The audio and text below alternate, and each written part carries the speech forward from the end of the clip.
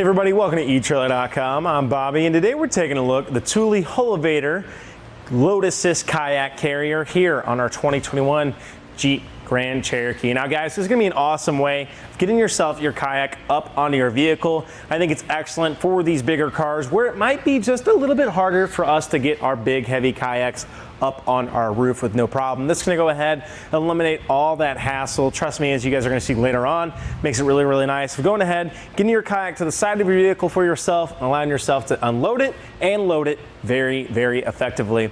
With a 75-pound weight capacity as well, we should have no trouble getting most of those kayaks up on here.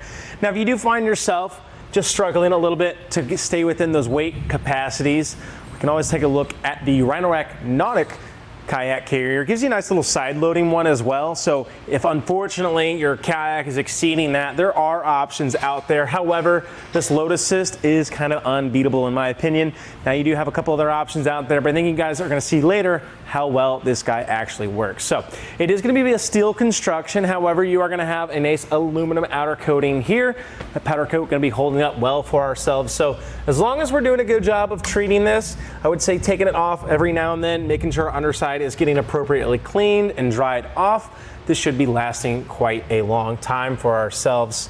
Now the mounting of this just goes right into our T-slots here. Let me go ahead and slide that out so you guys can see exactly how it's hanging in on there. It's right there on that end. Now, if I was pushing this on the highways, I'd probably go ahead and set this back just a little bit more, guys. Today, we've gone ahead and shifted over our jet stream bars just a little bit much. But you guys can see we are quite away from our vehicle here. There is a reason we actually have it like that. You do need about 4 to 8 inches of overhang from your towers because this guy is actually coming away from our vehicle and onto the side. So we're gonna need ample clearance between here and our sidewall to make sure we're not making contact and damaging our vehicle. So that's why you have to keep that roof rack in mind. And of course, make sure you have that T-slot channel, allowing ourselves to appropriately mount this onto our roof. Now with that as well, then when we're talking about weight capacity, make sure you're checking your vehicle's owner's manual guide and your roof rack system's capability. Today we're working on the Yakima Jetstream with Skyline Towers. So that's putting us in on a fixed mount. So that's putting us at 165 pounds of capacity overall. So make sure you are checking your roof rack system. Make sure you're well within the capabilities of what you need. Now the carrier itself is about 40 pounds, but that is also with both of them. So I was kind of seeing on the website saying if you don't want a heavy carrier, this might not be the best for you. Personally, I don't think it's really that heavy. It might be a little hard to get this mounted, and we'll kind of break that down once we have the kayak up on there. But honestly, guys, this takes really no effort at all, in my opinion, to really get ready. So while you might think it's a heavy carrier, it's really not, because it's actually spread into 2 different pieces. So it's really not that much of a pain to get up on there if that's something we're worried about, especially if we're trying to get a little bit of that load assist. One last little thing on these guys too, you can see we do have room for locking cords here. Now these are sold separately, but this can be a great way, of course, of just making sure that it is going to be staying there and you can't actually get this undone and get your kayak off. That way you just have a little bit of added security as well. Won't let these guys go, and therefore we won't be able to access that point. We won't be able to take these guys off. And of course, make sure you are trying to find a way of locking your roof rack system as well. Now, it doesn't take too much time to get this guy up on here. As you guys are seeing though, we are getting some tie down kits included. It does come with bow and stern straps as well as our middle holds. So let's go ahead, see how we can get the bow and stern on there, get them off, and see how it's interacting with our vehicle. So here we are on our stern strap here today, and as you guys can see, we do have a 3-component system of holding this on. So you're gonna have this little black strap here, and all we have to do is get that carabiner set just like you guys can see. Our pulley is gonna sit right there in that little latch for ourselves, and we're gonna have our little blue string here. Then we can go ahead and start feeding through and pulling on itself. Of course, what we don't have to do to cinch that is do that. That pulley system does a great job of not letting it go this way, unless of course I go ahead and start releasing that. So for today, I'm gonna go ahead and do that really quick, just to go ahead and get this all the way undone for you guys, just to give you an idea of how easy that is to set up. Then of course, we can go ahead and take off our extra strap here. We just simply have it looped through our holder back onto itself, creating ourselves a temporary mounting procedure, as you guys can see, and then we can just simply pull it right on through and we are nice and released. But now we can go ahead and see how our strap's actually in there. And one great little thing too, you can see our hatch actually has plenty of room to go ahead and open up. Now I can still get those coolers, anything I might need in the back here, and not being losing to full access to that cargo. Now keep in mind, as you guys saw, you probably have to undo this strap. Probably just have to undo the string itself from the pulley, and then it is just attached to a little S hook here. We've gone ahead and hooked into one of our elements in the back. Now you can repeat the process also on that hood, but there also are some Thule quick loops available here at etrailer.com. And instead of having to find yourself a frame mount, you can go ahead and actually give yourself a semi-permanent frame mount by simply putting one of those quick loops in. So hopefully guys, if you guys want, that can be a nice little option. Now these S hooks are still gonna do a great little job though. They just simply hook in. Just keep in mind, it is a metal element here, so you are gonna have just a little bit of banging around going on as you get in there. Make sure you're appropriately putting within that hood, that way you're not crushing on this hook, damaging your hook as you do so. But that becomes a nice little way of going ahead and making sure that our kayak won't be tilting as it is on our carrier. Well, let's go ahead, pop off the other straps, and start seeing as we bring our kayak down. Well, now that we've gone ahead and removed our bow and our stern straps, we can go ahead and start actually utilizing our load assist. So all we have to do, walk right up. We're gonna have these two little handles right here. By pulling that, that's releasing those back elements here, allowing this to tilt out. So I'm just simply gonna get it up, hold it at that position right there. Now one thing with it too, you do have a lot of overhang here, so trying to kind of assist it on that fold down is really going to help. You guys could try to see how I was trying to combat some of that top weight flinging over the side, really putting a lot of pressure on our system, and that can just kind of help keep it nice, keep your roof rack nice. And of course, if you have these fixed mounts like us, there is a lot of pressure being put on that side of the raised rail, so make sure you're just appropriately watching it as it goes down. All we have to do though is simply again pull and start pulling this out and away, and simply back down until we're in position here. You're gonna hear a slight little click as we go into position, and there we are, nice and secure. Here we can go ahead and of course just inspect our kayak if we need, and you can see how our straps are actually holding on it. Keep in mind, we're going around our cockpit here, not putting it in the middle, as it just makes it a little harder to really tighten it down when it's suspended over that open space. But you can do it if you have a little bit of a longer kayak. I think most of us are gonna actually have a smaller one. This guy, pretty large here on ours today. However, putting it aside doesn't take too much time. But what I really want you guys to take a note of is how we have it in place here. We want all of our strap pushing this into our carrier. So we just have our one end here that's being covered by our little rubber stripping on that cam lever. So I can just simply go ahead and start undoing that like so.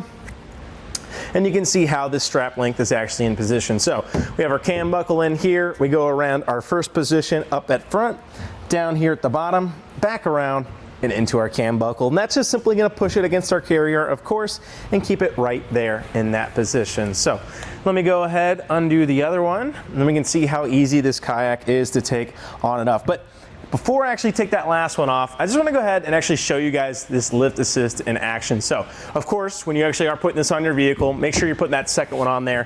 For today's purposes though, I want to go ahead and show you guys what it's like to lift this up. So, watch what I do. I just simply unlatch this and here, and it really wants to kind of take off on its own, guys. You guys can see it's kind of gently rising here. I'm just simply gliding it into position. So I'm gonna go ahead and lock there. I like getting in this position again. Then we can go ahead and start reseating it. Now as it starts falling here, we also wanna pull our levers, and that's gonna go ahead and allow us to appropriately sit on there, and it's gonna go ahead and click in position. Again, to take it off, you just simply undo, get it here in this position. Again, trying to help it a little bit goes a long way. We can quickly pull it out like so and get it set down into position. So really, really easy system to use, and I really like it. If you're looking for a good load assist, it's not just in the name, it is really gonna do a good job for us, guys. So let me go ahead and get this strap off. We can go ahead and take a closer look at our carrier with our kayak removed. And also loading this, very, very easy. I just simply walk up, grab my kayak, get well positioned, and I can grab it and walk away while loading it, and just simply walk right up. And you guys can see we do have a pretty good spacing between our Jeep Grand Cherokee here today and our vehicle, and I'm sorry, our carrier. So that's where kind of that 4 inch is coming from, guys. You really want that overhang, as you don't want this, of course, interacting and hitting your vehicle, especially in this position as we go to load up our kayak. So you can see that flex it has. Still not enough room for it to make contact, so we are in a very good position.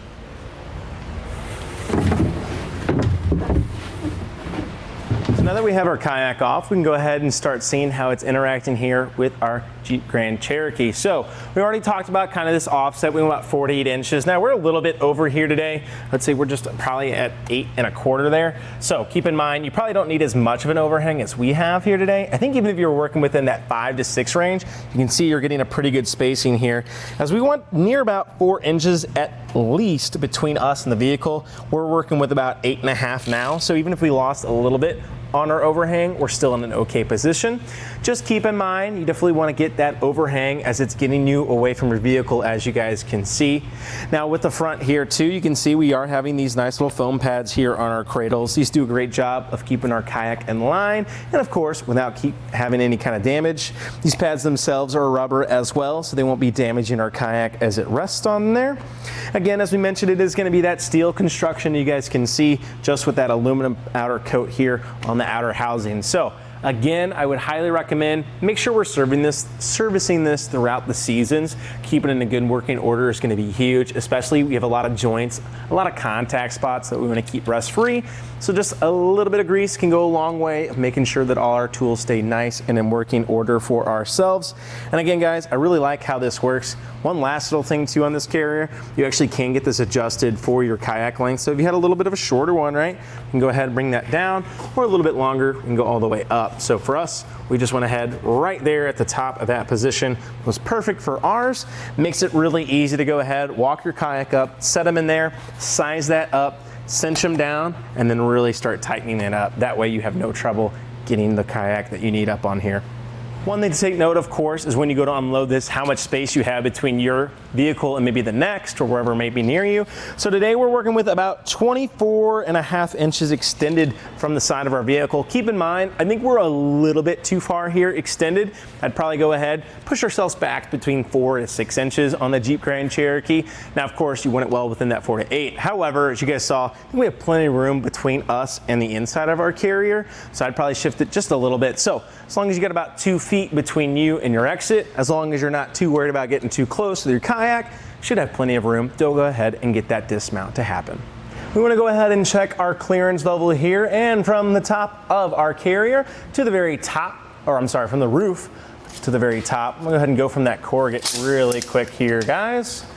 From the top of our carrier, if I can get my tape measure to cooperate with me, is going to be putting us, looks to be right at about 22 inches there where that bend's happening. So about 22 inches extended. Of course, that is off to the side of your vehicle a little bit. And you can see just with that natural slope of your roof, it dips down just a little bit on the end, but about 22 inches is going to be that height you're adding. Now keep in mind, your kayak at home might sit just a little bit higher than that. As you guys saw, ours was kind of well within the range of these two cradles though, so it should give you a pretty good working order from where you're at. Now keep in mind though, we are on the Jetstream Yakima Jetstream crossbars with the Skyline Tower, so your roof rack system might be a little different at home. To give us an idea here, the carrier itself is about 17 1/2 inches tall, so just go ahead and take the top of your roof rack, add that to it. That should give you a pretty good working limit. Well, hopefully that gave you guys a pretty good idea of how the Hullavator works and its limitations and capabilities. I'm a really big fan of it. I think that gas strut really helps, and especially when you've been doing it all day long, it kind of becomes a pain to get those kayaks up on here every time. So it's nice just to go ahead, bring down those arms and set it in there, and it really does all the work. For me too, I like how that T-slot attachment works. You're starting to see it as a bigger and bigger option on a lot of accessories, so it's nice to see that being utilized rather than just having another flange mount underneath my bar holding on there. Nice that we can go ahead and start actually taking full use of that T-slot, and I really don't think you can beat this, man. I mean, look, it's so easy to use. Go ahead and get that kayak in that position, pull it out, and just to give you guys an idea so you can really see it work, you can watch me just go ahead and release this guy, and it just pulls it right up. So you really aren't doing that too much work to walk it up. The biggest thing for me, just make sure you're guiding it appropriately, watching it. Don't want that flying up on your roof, causing any damage. Being careful with it is going to be a huge thing. And of course, just making sure it lasts us for the seasons to come is going to be a big thing. As it does have that steel construction, let's make sure we are trying to service it and just keep it in good working order for the years to come. Again, guys, I think this is going to be an excellent option. If you find yourself just having a battle to get on top of the roof of your vehicle all the time, again, especially for the Jeep Grand Cherokee, definitely already a taller vehicle. Well guys, I think that about does it for our look at the Thule Hullavator here on our 2021 Jeep Grand Cherokee. I'm Bobby, thank you for watching.